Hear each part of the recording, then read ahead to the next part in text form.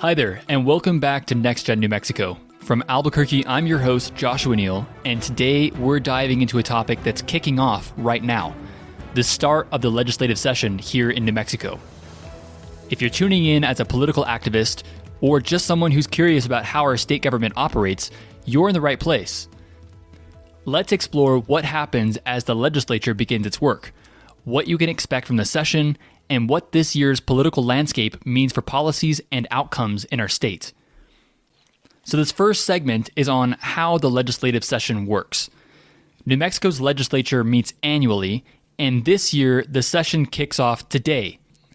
New Mexico has a bicameral legislature, meaning that it's made up of two chambers, the House of Representatives and the Senate. There are 70 representatives and 42 senators, all tasked with creating the laws that govern our state. Sessions alternate in length. Every other year we have a long session, and every other year we have a short session. This year it's a 60-day session, which is also known as the long session. These long sessions are inundated with tons and tons of bills and proposals that are put forward by the legislature as they try and tackle some of the biggest problems that we have in this state. On day one, both chambers will elect their leadership. In the House, that means that they're going to select the Speaker of the House, which is a very powerful position that sets the legislative agenda. And similarly, in the Senate, they will elect the President pro tempore. These are usually party line votes. So if one party dominates the House and one party dominates the Senate, you can expect that the results will reflect which party has the majority. So you can expect that today's results are going to reflect the Democratic majority in both chambers. So now imagine if you were a person who is visiting the legislature and you're sitting in the gallery. This is what you'd see. The opening day of the session is steeped in tradition. Lawmakers will be sworn in, and there's often a lot of pomp and circumstance. So you'll see legislators dressed in their best, you'll see family members present for support, and you'll see speeches laying out the goals for the session. After leadership is chosen, lawmakers may begin discussing initial procedural rules and the priorities for the session. Depending on the chamber, you might see spirited debate between representatives and senators beginning to stake out their positions. The galleries are open to the public, so you'll see engaged citizens watching from above, and they can see the room down below. The room itself is buzzing with activity as legislators confer with one another. Pages may deliver messages to legislators from the offices, and lobbyists wait in the wings. So this year's legislature leans heavily progressive. Democrats hold significant majorities in both chambers, and the governor's agenda aligns with this political landscape. For conservatives, this lack of balance presents challenges, but it also provides opportunities to advocate for common sense alternatives and to keep the focus on fiscal responsibility and individual freedoms. So there are a couple of key policies that you can expect to be on the table this legislative session, especially these first few days. Number one is the budget. Crafting and passing a balanced budget is the primary task of this session. With a substantial budget surplus this year from oil and gas, we can expect large debates on where the money should go: education, healthcare, infrastructure, or new social programs. The second item is tax reform.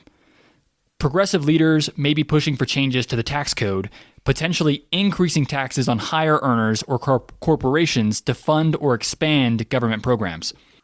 Conservatives, on the other hand, are likely to advocate for tax cuts or rebates to return surplus dollars back to taxpayers. Number three, energy and the environment is going to be a big issue in this year's legislative session.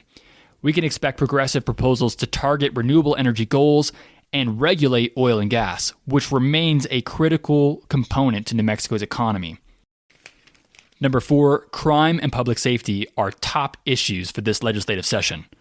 While there's bipartisan concern about rising crime rates, the solutions vary.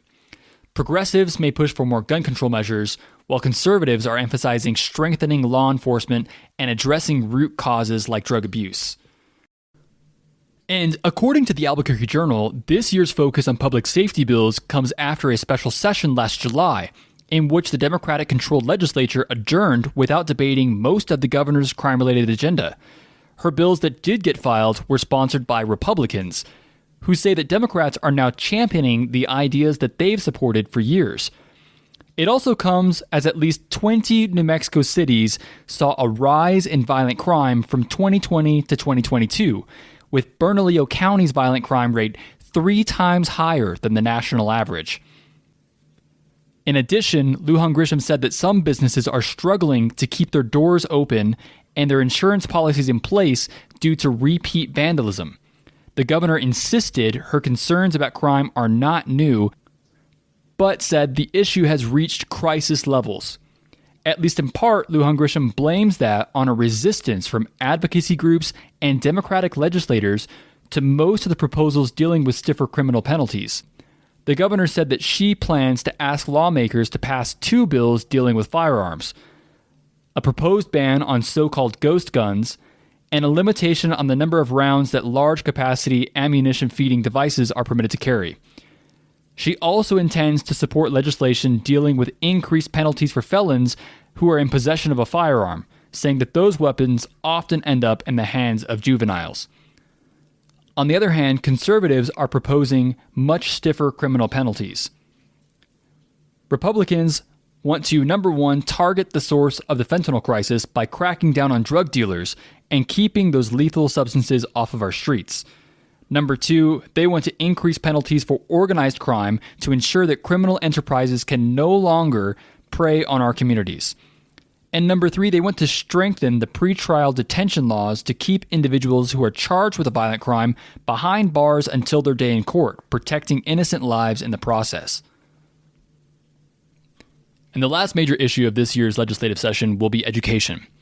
Progressive lawmakers are grappling with the fact that New Mexico remains dead last in education behind every other state, including Washington, D.C. and Puerto Rico.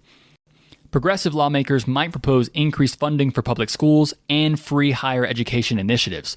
Conservatives, on the other hand, are arguing for accountability measures and school choice to empower families to make decisions for what's best for their children and their families. So that's a wrap for today's episode of Next Gen New Mexico. As the session unfolds, we'll keep you updated on key developments and what they mean for our state. Remember, this is our government, and it works best when we're informed and engaged. If you enjoyed today's discussion, please subscribe, share this podcast with your friends, and leave a review. You can also follow me on social media for more updates and insights. Just follow @NEALFORNM. Thanks for tuning in, and I'll see you next time on Next Gen New Mexico. Stay informed, stay involved, and keep standing for what you believe in.